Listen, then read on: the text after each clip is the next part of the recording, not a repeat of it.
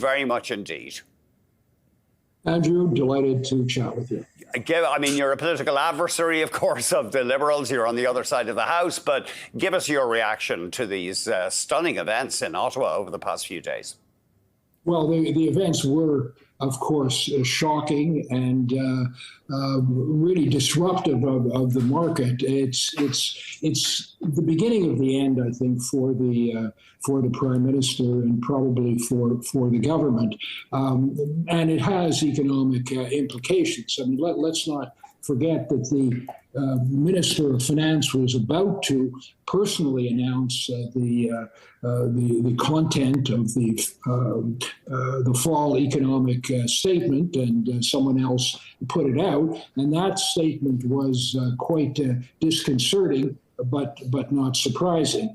They came in with an enormous deficit, $20 billion, 54% more than the expected amount, over $62 billion. The rate of carry is going to be $55 billion and rising. And the former governor of the Bank of Canada, Mr. Poloz, basically said that Canada is in a recession right now if you measure the economic growth as in relation to GDP per capita, which has been down for the last 6 quarters and down for 8 of the last 9 quarters. And as you know, GDP per capita measures economic prosperity on an individual level. So we're not doing well. Canadians are hurting. And this is a very bad time for the government to be in disarray when we face extraordinary challenges from the United States in the form of a potential 25% tariff. And I can talk about the consequences of that tariff. I hope it won't happen, but it will require some vigorous response by the Canadian government.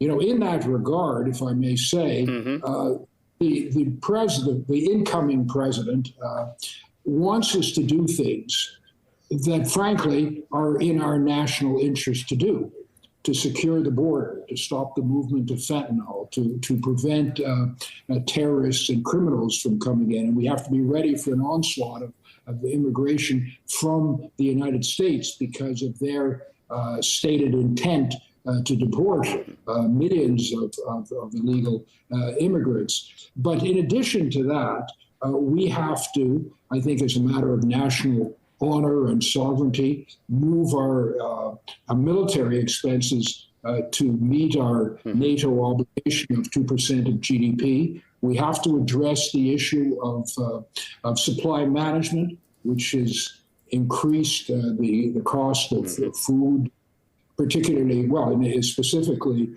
poultry, eggs, milk, which disproportionately affects the poorest people. And we've got to deal with our higher tax rate, which is exacerbating productivity problems in this country. So there's a lot we have to do. We have to attract capital, and we're in a period of capital flight. So this is a difficult time for Canada economically, and it's unfortunate that we've got these political problems that are making it more difficult to respond. You mentioned sovereignty, though, but the president-elect has been very insulting, calling the Prime Minister the governor of the state of Canada. I mean, that really, between world leaders, seems pretty low class. And also, should we just be accepting Trump's contention that our border is porous? From what I've heard, far more migrants and drugs come in across the Mexican border. So should we just knuckle down and submit to Trump's claims? Well, it is certainly true that they've got a much, much bigger problem in Mexico. There are many more people coming in, and they've got a trade problem because China is exporting a lot of goods to Mexico. Mexico puts a stamp on it and moves it into the United States. So the problem is much bigger. But it's not really much of a defense to say, hey, we're doing bad stuff, but it's much, much worse in Mexico. No, we can't rely on that.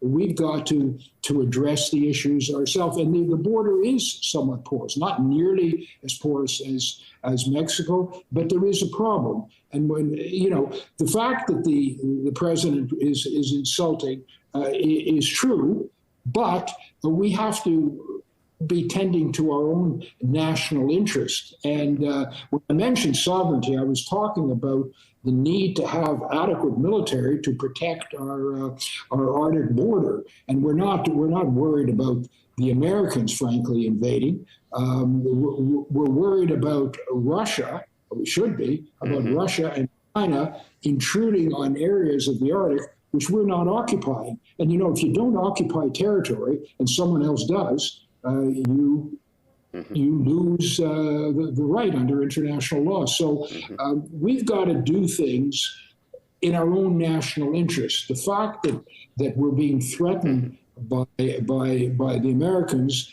it may be irritating, but we've got to take account of that. Look, if he imposes, and I don't think at the end of the day it's going to happen, because I think we simply must respond, but a 25% tariff would result, according to economists, in a 2.5% decrease in GDP, 150,000 jobs lost, inflation moving up to 7.2%, unemployment going up to 7.9%, the disruption of supply chain and an integrated economy. There's an enormous amount to be lost, and we have to respond to reality. Thank you very much indeed for joining us, Joe. Really appreciate it. Most welcome. Joe Oliver, former finance